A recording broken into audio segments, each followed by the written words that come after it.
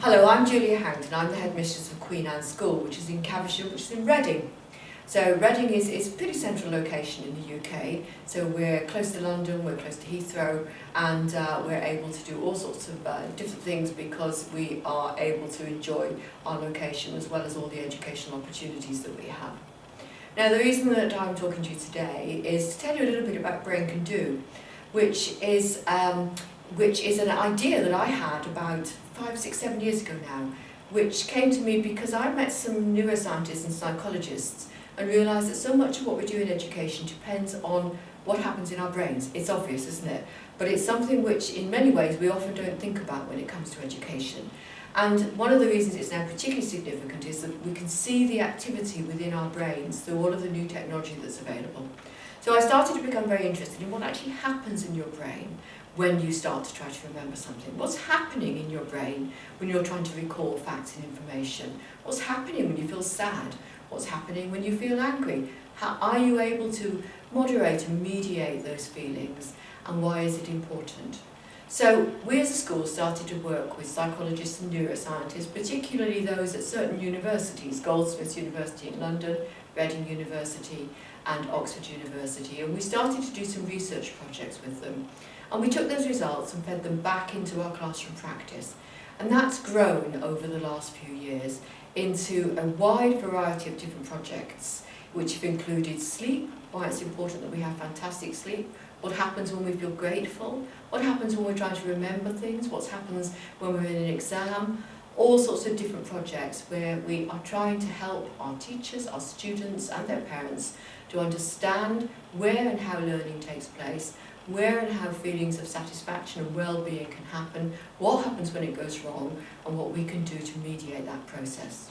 So today I'm joined by our Braincando prefects, and they're going to tell you a little bit about why they think Braincando is important. They will have stood to be the Braincando prefects and have been chosen especially because of their work in this area. So I think they are very much the right people to tell you exactly why they think it's important and what it means to them. So I'm just going to ask them to introduce themselves, and then we're going to have a little chat about some of the things that they've done, and I hope you find it really helpful and interesting. So girls, do you want to tell us a little bit about yourselves and why you are the Braincando prefects? So we're the Braincando prefects. I'm Lily. I'm Neve. And we've been just doing workshops and looking at information about how our brain responds to school environments. And I think it's important because it's helped us understand why we're stressed and how to help it, and also the levels in different years and how it helps them. Yeah, so Braincando is an educational neuroscience program, so we look at different techniques per se to use on younger students, and we run certain workshops about how to get better sleep, how to revise effectively, different mindsets and motivations that they can be looking at, and how they can perform in class and how they can improve on it. At the moment, one of the projects, girls, I'm working on, which you won't come across yet, but we're looking at anxiety, particularly about what's happened about COVID and how COVID anxiety has affected young people. Because again, and I'm sure it's the same in Hong Kong, that actually this is an entirely new situation for us all. But anxiety is not new, and something that we know is that girls are often anxious in adolescence. So what is going on in your brains and how can we help with that really is an area that we're particularly interested in. Now girls, you've been with me some time at school, haven't you? So do you remember the early days of Braincando? Yeah. We remember the testing. Well, so yeah, tell us a little bit about that. What testing were you involved with?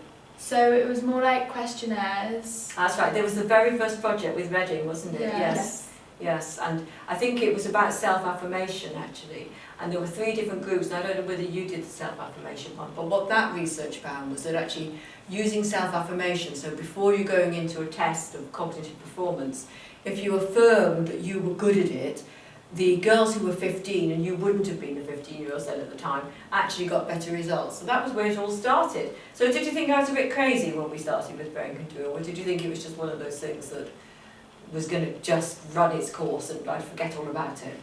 I think we knew what Braincando was, but with the questionnaires we weren't allowed to know what the income was. So they wouldn't say it was to do with Braincando, we just kind of had to answer questions. Well, and then they'd tell us. actually, I don't think I'd called it Braincando at that stage, because it was only as it developed over time. And yes, you're right, you couldn't see your answers, could you? Or you wouldn't. It wasn't marked as such because it was a research project. And I do remember the researcher, because he had to say at that point, if anybody doesn't want to take part, you don't have to. But I was standing behind him, glowering at you all, saying, do not pull out. And you didn't, which was great. But when did you start, because you're the Braincando prefect, when did you start to really think, hey, there's something going on here, this is useful?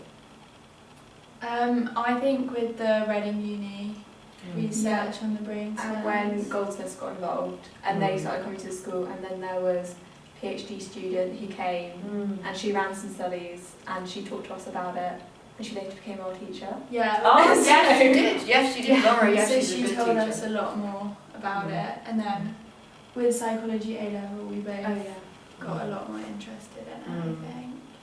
And in fact, you're benefiting. We did a project about 2 years ago. We ran a later sleep. We know that adolescent brains need more sleep than older or younger brains, and particularly students who are in around the 16 to 18 mark.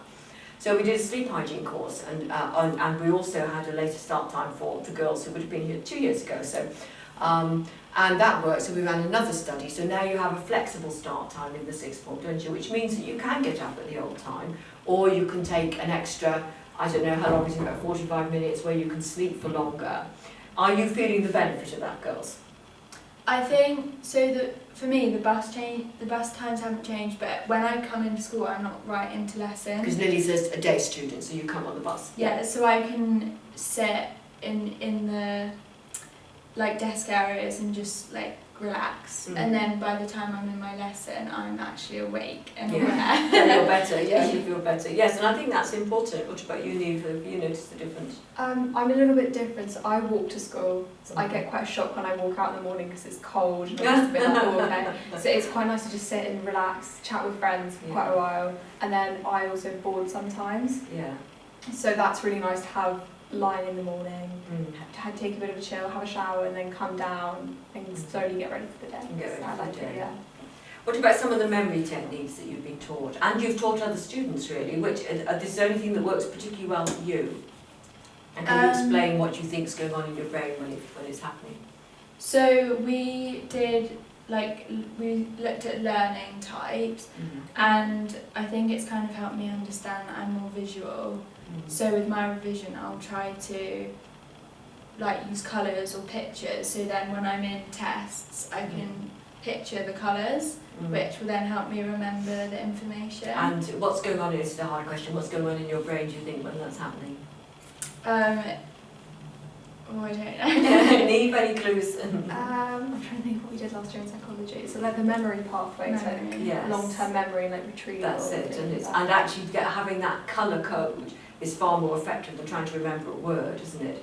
And do you remember the lemons? Have you used the lemons? Yes. Yeah. Can you talk a bit about that? Yeah. So there was a technique that we practiced quite a lot. It was whenever you learn something, you take a sniff of a lemon, and you keep doing that, and it basically helps reinforce the memory. And then when you're in the exam, there was a box of lemons. Yes, there's a box of lemons, isn't there? You can go and hold the lemons. And you can go and smell one, it basically triggers the memory. And there is neuroscience behind that, because obviously I think it's the word olfactory part of your nose goes straight into your hippocampus. It's the only one of your senses that leads straight into your memory part of your brain. And therefore that's why smell is so important to us. And of course it is something which has evolved over time. It's very important that we can smell things that are good and things that might be causing danger. So we're using very much a very primitive part of our brain to really help us to remember and to provoke those memories and to bring it back, particularly when you're in a situation like that. Now, when you're working with the younger students, are they responsive? What are some of the biggest challenges when you're teaching them about Braincando and how your brains work? I think with them we've mainly focused on friendship and mindset. So having the right attitude and thinking I can do this, and if I can't right now I will learn to do it and get better.